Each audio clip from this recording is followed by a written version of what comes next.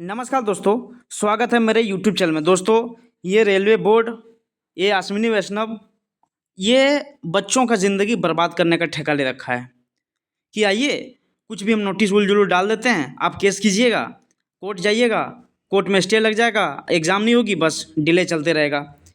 और साथ ही जो सीसीएस वाले बच्चे हैं, है ना, ये मतलब समझ नहीं आ रहा है रेलवे बोर्ड का ये मतलब साजिश किस हद तक जा चुकी है कि रेलवे वालों का ज़िंदगी जो भी तैयारी कर रहे हैं उसकी ज़िंदगी बर्बाद होती जा रही है। ये आईटीआई और वर्सेस 10th की खेल चल रही है यहाँ पे, और बीच में सीसीए वाले बच्चे फंस रहे हैं यहाँ पे, जो कि ये लोग तो चलो नॉर्मल है, लेकिन जो सीसीएस वाले हैं उनका क्या हो रहा है, 2 साल 4 साल 5 साल करके बैठ गया है। आइए हम इसके बारे में कुछ चर्चा करते हैं, अप्रेंटिस के बारे में। सबसे पहली बात है आईटीआई आईटीआई 2 साल और प्लस रेलवे अप्रेंटिस 1 साल, बराबर 3 साल हो गया बर्बादी। ठीक है, अगर आपने बर्बादी की ओर जाना है तो आप 2 साल का आईटीआई करें या रेलवे से अप्रेंटिस कर लें, आप 100% बर्बाद हो जाओगे। ठीक है, ये रेलवे ने ठेका ले रखा बर्बाद करने का। दूसरी बात है कि रेलवे में लाज शर्म अब कुछ नहीं बचा है दोस्तों। रेलवे में लाज शर्म कुछ भी नहीं बचा है। एग्जाम्पल देता हूँ कि 2019 की जो भी ग्रुप डी की भर्ती आई, 2019 में जो भी ग्रुप डी की भर्ती आई, उसमें साफ साफ लिखा हुआ था कि अब इस बार जो होगी उसमें आईटीआई लागू होगी। क्या होगी? आईटीआई लागू होगी। इन्होंने क्या किया, ग्रुप डी की जो भी सबसे पहले बात तो इन्होंने 5 साल के बाद वैकेंसी दिया। उसके बाद इन्होंने क्या किया, जो आईटीआई का जो क्राइटेरिया था, जो इस बार ग्रुप डी में जो आईटीआई लागू होगा वो नोटिस हटा दिया ये नोटिफिकेशन के बाद। ठीक है, अब बच्चे चल गए वहाँ, जो भी आईटीआई किए हुए थे 50-60 हज़ार, चल गए कोर्ट, वहाँ पे बस केस कर दिया, मामला फंस गया। रेलवे का 1% भी लाज शर्म इसमें बचा हुआ नहीं है। अगर इसमें लाज रहता, थोड़ी सी शर्म होती अधिकारियों को कि जो भी हम कदम उठा रहे हैं बच्चे पे क्या असर पड़ेगा। भाई, ये जो रेलवे के लिए तैयारी कर रहे हैं ना, ये बहुत बड़े घर के नहीं होते हैं साहब। ठीक है, ये नॉर्मल नौकरी के तलाश में रहते हैं कि किसी तरह हमारी सेट ज़िंदगी हो जाए, लेकिन आप लोग मिल के ज़िंदगी तबाह कर रहे हैं इनका। आपने जो मन से उल-जुलूल नोटिस डाल देता है, बच्चे परेशान होते हैं, आईटीआई एडमिशन करा रहे हैं, पैसे खर्चा, और प्राइवेट वाले भी लूट रहे हैं।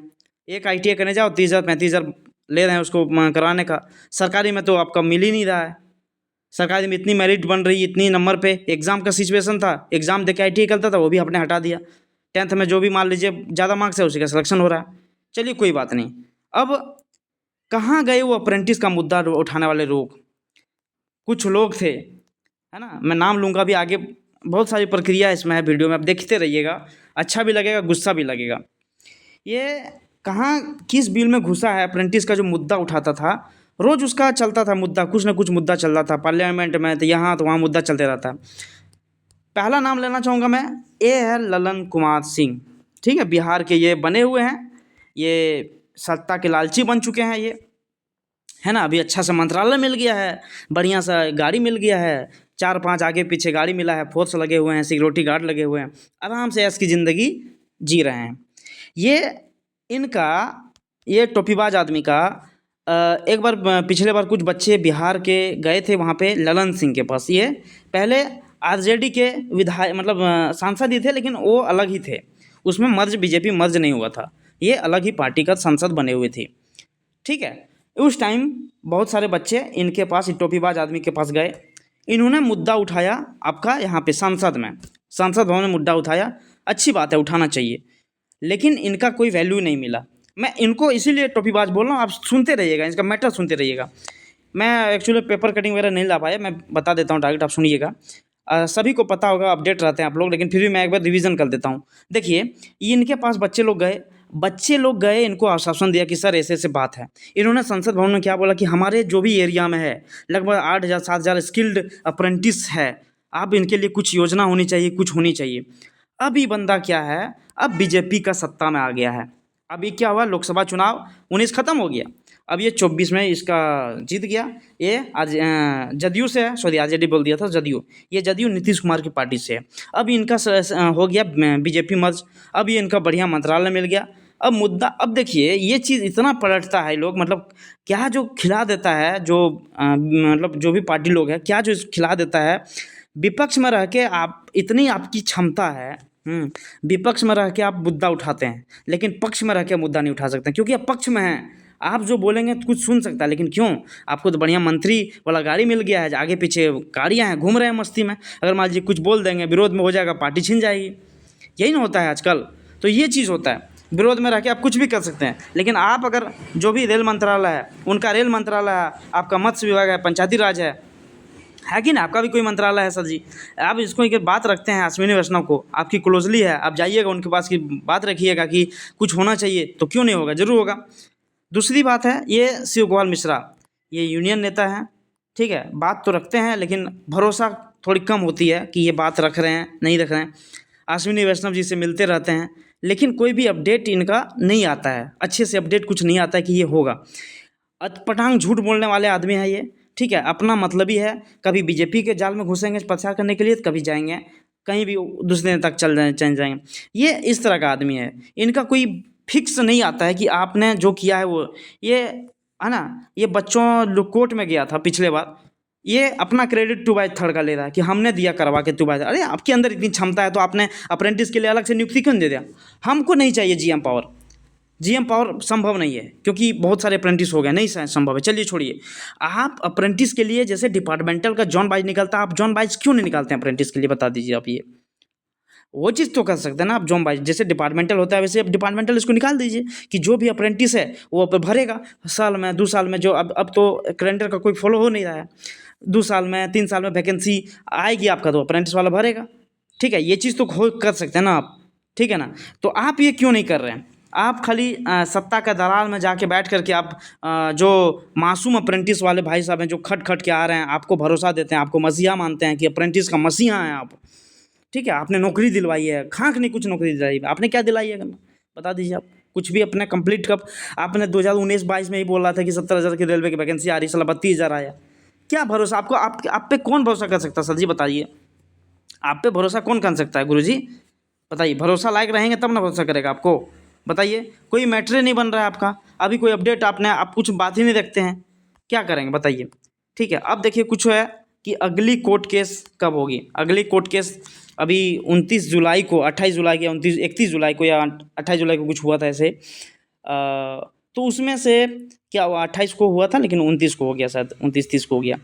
तो हुआ उसमें क्या था कि स्टे लग गया है, पहले भर्ती में स्टे नहीं लगा हुआ था, लेकिन जब तक वो देखिए हाई कोर्ट चल गया, हाई कोर्ट चल गया, हाई कोर्ट से फिर नीचे सीएटी में भेज दिया है। सीएटी का मतलब होता है कि कोई भी रेलवे से फिर कोई भी सेंट्रल गवर्नमेंट की जो वैकेंसी होती है उसमें कोई भी अगर मामला फंसता है तो आप सीएटी ही जवाब देगा। तो हाई कोर्ट चल गया था, तो हाई कोर्ट से सीधे सीएटी में भेज दिया।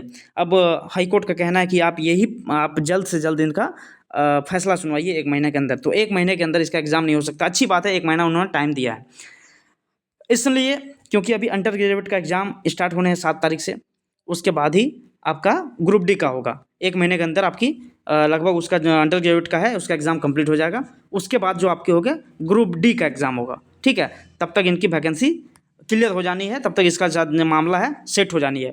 अब देखिए ग्रुप डी का एग्ज़ाम कब होगा, उसी टाइम होगा जब आप अंडर ग्रेजुएट का हो जाएगा, क्योंकि आप टीसीएस ही करा रही है। अब एसएससी एडीक्यूटी का दे दिया है, वो भी अपना एड़ी चोटी लगा के अपना इन लोग को परेशान कर रहा है। टीसीएस रेलवे को दिया गया है, अभी एनटीपीसी चल रहा है, जो ग्रेजुएट लेवल चला, अभी अंडर ग्रेजुएट चला, अभी इस बार ग्रुप डी का ही चांस है। ग्रुप डी चांस ही हो जाएगा, है ना। अभी बस सीएटी का फैसला आ जाए, फैसला हमें लगता है कि दोनों के पक्ष में आएगा, ठीक है। आईटीआई के भी पक्ष में आएगा, 10th वाले के भी पक्ष में आएगा। हमें लगता है दोनों मर्ज करके देगा कि इस वैकेंसी में जो भी है आप कंप्लीट करो। लेकिन मैं आपसे गुजारिश करता हूँ, जो भी ये नेता नगरी के चक्कर में रह रहे हैं ना कि आप जाके कोर्ट केस कर दे रहे हैं, ये कर दे रहे हैं, भाई ये सब मत करो यार, है ना। आपके चक्कर में अप्रेंटिस वाला भी ज़िंदगी बर्बाद हो रहा है यार। बेचारा 2-2 साल बाहर रह के, है ना, अप्रेंटिस कर रहा है। पहले आईटीआई का सिलेक्शन लिया, अप्रेंटिस किया, 3-3 साल, 4-4 साल, 5-5 साल लोग बैठे हुए हैं भाई अप्रेंटिस करके। यार क्या ज़िंदगी बीत रहा है इन पे, आप समझिए। आप फूच फाच चल जाते हैं, कोर्ट आपका दरवाज़ा खुला है, बना कुछ भी कर दे रहे हैं आप नेता बन के। आप अपना शरीर चमकाना चाहते हैं कि नहीं हम देखो स्टूडेंट के साथ हैं, गड़बड़ सड़बड़ हो जाती है भाई, है ना। 10th वाले से आपको कोई दुश्मनी है क्या? कोई दुश्मनी नहीं है। सब जिसके अंदर क्षमता होगा उस साला जाएगा ना उसमें, बताइए। जिसके अंदर क्षमता होगा वही नौकरी लेगा। हो आईटीआई है तो आपको फ्री में नौकरी दे देगा, वो कंपटीशन नहीं है आईटीआई में। आईटीआई में कंपटीशन नहीं है, लोको पायलट ऐसे ही चल रहा है एग्ज़ाम, फ्री में सबको दे रहा है। नहीं भाई, ऐसा नहीं होता है। ये कुछ लोग जो होते हैं ना, नेता नगरी के चक्कर में मसीहा बन जाते हैं कि नहीं हमको नेता बनना है। भाई नेता बद्दी, अब कुछ भी पहन लो ना, खलता मैच पैजामा पहन लो, जूता पहन लो, चल जाओ मार्केट में, आप जाओ अपना चमकाओ जाके सर जाओ। अब यहाँ स्टूडेंट के बीच में पक्षपात क्यों कर रहे हो आप? समझ गए ना? तो ये चीज़ है दोस्तों, समझ गए ना? दूसरी बात कि इस बार ग्रुप डी में सीसीए की कट ऑफ क्या होगी, तो ये एक्सपेक्टेड कट ऑफ तो फाइनली अभी कुछ नहीं बोला जा सकता, लेकिन मैं एक चीज़ आपको अनुमान दे सकता हूँ कि 2019 वाला जो चक्कर में है कि 30 नंबर कट ऑफ जाएगा, बिल्कुल आप सो जाइए उसमें कान में तेल लगा के, ठीक है। 30 नंबर कभी कट ऑफ नहीं जाएगा इस बार।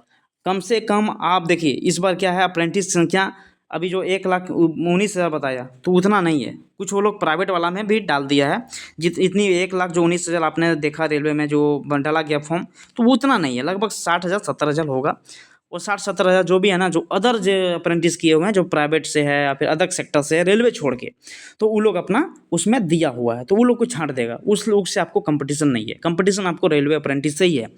मैं आपसे यही गुजारिश करूँगा दोस्तों, आपने अप्रेंटिस करा है, आपने इतना मेहनत करा है, तो आपने पढ़ो, आप पढ़ो, सेट लगाओ, उसको प्रैक्टिस करो, छोड़ना नहीं है तैयारी। क्योंकि देखिए कोर्ट केस अभी मामला 1 महीने के अंदर उसको रिजल्ट होना है कोर्ट केस का, क्योंकि वैकेंसी में ज़्यादा लेट नहीं लगता है। वैकेंसी में मामले में ये ज़मीन का कागजा नहीं है कि 10 साल 12 साल लगेगा। वैकेंसी जल्द से जल्द क्लियर करती है, क्योंकि अक्टूबर नवंबर में फिर से उसको देना वैकेंसी ग्रुप डी का। अभी देखिए एलपी टेक्नीशियन आ गया, तो ग्रुप डी भी आ जाएगा। आप पॉजिटिव होकर तैयारी में लगे रहिए और आप प्रैक्टिस करते रहिए, बस यही उम्मीद है आपसे, है ना? आपसे यही रिक्वेस्ट करते हैं आपसे, ठीक है। तो आप कटअप की अभी टेंशन ना लो कि क्या है कटअप, लेकिन आप इतना करो कि 30 नंबर कटअप नहीं जाने वाला है। आप कितना करो, लगभग 50 प्लस जाएगी, लगभग 60 हो सकती है, ठीक है, अभी के हिसाब से, ठीक। तो आप तैयारी करो, जम के तैयारी करो, आप निराश मत रहो, ठीक है ना? जो भी चल रहा है माननीय कोर्ट के पास है मामला, गंभीर रूप से वो संज्ञान में लेंगे, आपकी फैसला सुनाएंगे। अप्रेंटिस एक समझ लिए कि एक पैशन होना चाहिए आदमी के ऊपर कि हमको तैयारी करना है, हमको सिलेक्शन लेना है, ठीक है। तैयारी कीजिए, नेक्स्ट टाइम आपका जो भी है अच्छी भविष्य होगा, बस तैयारी कीजिए, कोई उपाय नहीं है, ठीक है। मिलते हैं इसी तरह अपडेट के साथ अगर कुछ होती है तो। धन्यवाद दोस्तों, ध्यान रखें अपना।